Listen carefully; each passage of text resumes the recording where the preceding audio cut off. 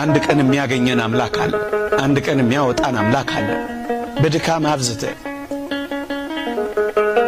በጉስቁልና አብዝተ፣ በኃጢአት አብዝተ ተጥለል ሊሆን ይችላል። እንዳትረሱ። እግዚአብሔር ግን አንድ ቀን የቆሸሸውን የሚወለውልበት ቀን አለ። የጠቆረውን የሚያነጣበት ቀን አለ። የተጣለውን የሚያነሳበት ቀን አለ። የጠወለገውን የሚያለመልምበት ቀን አለ። የደከመውን የሚያበረታበት ቀን አለ። የተቀበረውን የሚያነሳበትና የሚያወጣበት ቀን አለ።